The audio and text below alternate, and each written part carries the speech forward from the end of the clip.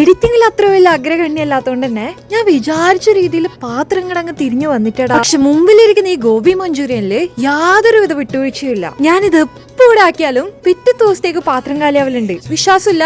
ഒന്ന് ട്രൈ ചെയ്ത് നോക്കറോ? നമ്മ പണ്ടേ തുടർന്നു വരുന്ന ഒരു ഇത് പ്രകാരം കോളിഫ്ലവർ ആദ്യം ചൂടുവെള്ളത്തിൽ കുറച്ചേരം ഇട്ട് വെക്കാം. ആ സമയം കൊണ്ട് വേറൊരു പാത്രത്തിൽ മൈദപ്പൊടി, കോൺഫ്ലവർ, പറങ്കിപ്പൊടി, ജിഞ്ചർ ഗാർലിക് പേസ്റ്റ്, ഉപ്പ്, വെള്ളം ഇട്ടിട്ട് ഒന്ന് മിക്സ് ആക്കുക. ഇനി നമ്മൾ നേരത്തെ ചൂടുവെള്ളത്തിൽ ഇട്ട് വെച്ച കോളിഫ്ലവർ നല്ലോണം ഒന്ന് കഴുകിയതിനു ശേഷം ഈ മസാലയിലേക്ക് ഒഴിച്ചു കൊടുക്കാം. നല്ലോണം മിക്സ് ആയി കഴിഞ്ഞാൽ തിളക്കുന്ന എണ്ണയിൽ ഇട്ടൊന്ന് പൊരിച്ചെടുക്കാം. ഇതിലേക്ക് കുറച്ച് കറിവേപ്പിലും കൂടി ഇട്ട് വറുത്തെടുത്താല് നമ്മൾ തെയ്യത്തിന്റെ അടുത്തെല്ലാം കിട്ടുന്ന ഗോബി മഞ്ചൂരിയൻ റെഡി. കണ്ട അതുപോലെയില്ലേ? പക്ഷെ നമ്മളെ പരിപാടി കഴിഞ്ഞിട്ടില്ല കേട്ടോ. ഇനി ഈ സംഭവം അങ്ങനെ അങ്ങ് കയ്യും കണ്ണും ഒത്താത്തടത്തേക്ക് മാറ്റി. അവസാനം ഇല്ലെങ്കിൽ സാധനം തീർന്നു, കാര്യമായിട്ട് പറയുന്നത്. ഇനി ഒരു വലിയ പാത്രത്തിലേക്ക് കുറച്ച് എണ്ണ ഒഴിച്ചതിന് ശേഷം അതിലേക്ക് ചെറുതായി അരിഞ്ഞ ഇഞ്ചിയും വെളുത്തുള്ളി ഇട്ട് കൊടുക്കാം. ലേശ കറിവേപ്പില കൂടി ഇട്ടിട്ട് അതിന്റെ പച്ചമണന്ന് മാറി വരുമ്പോൾ ചെറുതായി അരിഞ്ഞ ഉള്ളിയും പച്ചപ്പറങ്കി ഇട്ട് കൊടുക്കാം. ഉള്ളി വാടാനുള്ള ഉപ്പ് കൂടെ ഇട്ടിട്ട് അതൊന്ന് വാടി വരുമ്പോൾ നമുക്ക് അതിലേക്ക് ക്യാപ്സിക്കം ഇട്ട് കൊടുക്കാം. ഇനി സോസുകളുടെ ഭാഗത്തേക്ക് വരുമ്പോൾ കുറച്ച് സോയ് സോസ്, ടൊമാറ്റോ സോസ്, സിറാച്ച ഇട്ട് കൊടുക്കാം. ഇനി തീ ഒരിക്കലും കുറക്കരുത്, നല്ല ഫ്ലെയിമിൽ ഇട്ടിട്ട് വേണം ചെയ്യാൻ വേണ്ടിട്ട്. അതിലേക്ക് ലേശം വെള്ളം ഒഴിച്ചിട്ട് കുറച്ചേരം ഒന്ന് അടച്ചു വെക്കുന്നുണ്ട്. വെള്ളം ഒന്ന് വറ്റി വന്നു കഴിഞ്ഞാല് നമ്മൾ നേരത്തെ ഉണ്ടാക്കി വെച്ച കോളിഫ്ലവർ ഇട്ടിട്ട് ഹൈ ഫ്ലെയിമിൽ തന്നെ നല്ലോണം ഇളക്കുക. പരിപാടി ഏകദേശം കഴിഞ്ഞിട്ടുണ്ട്.